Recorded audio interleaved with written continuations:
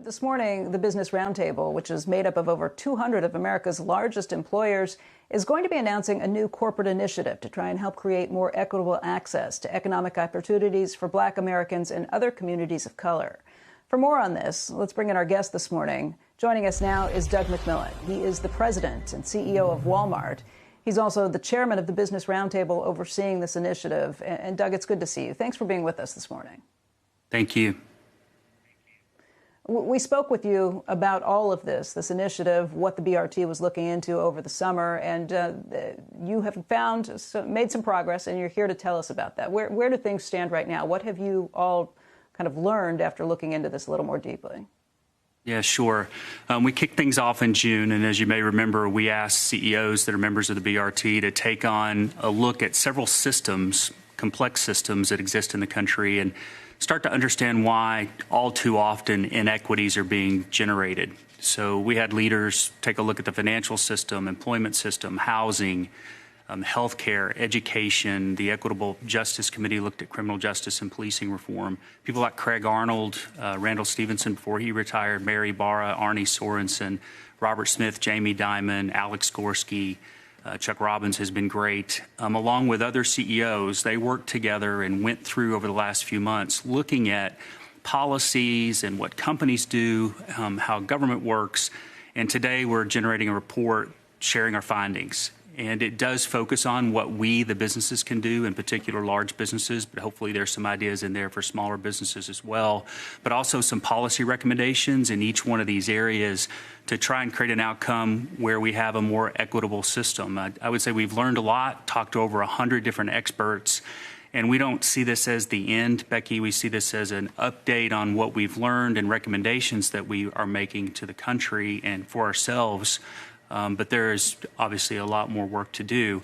With everything that's going on from the pandemic to all of us trying to make sure the economy gets to where it needs to get to, the election, we want to keep a spotlight on racial equity and keep the work moving forward. What are one or two of the recommendations that you came away with for big employers, things that you and other companies can do? Yeah, you've got to start at home and start with the work that we're doing. There's a lot of agreement that we should increase transparency, share more data. Companies are putting out more metrics more often, which helps with accountability. Everyone's looking at our hiring practices, our promotional practices, pay equity, making commitments as it relates to that. Looking at the board structure and composition, executive management, the associate base overall, trying to make sure that all of our systems that exist within these companies generate, like in our case in Walmart, a company that looks like America, because that's what we serve. So if you look at our board or you look at executive management, that's what we want to see in time. And in terms of the public policy initiatives, obviously, when a group like the Business Roundtable gets behind it and says that this is something we want, if you flex your muscle and really push that with legislators, that it could make some progress. What are maybe one or two of the biggest public policy initiatives that you all will be pushing for as a result of this? Yeah, we hope so. I mean, one easy one is the digital divide. We've got to figure out how to get broadband access to rural markets and many urban centers so that we have the opportunity for our young people to learn. During the course of this year, we've all seen what's happened. Our sales of laptops at Walmart and, I mean, all of the challenges that people have had as it relates to education. There are other things that we can do to change some of the federal housing rules.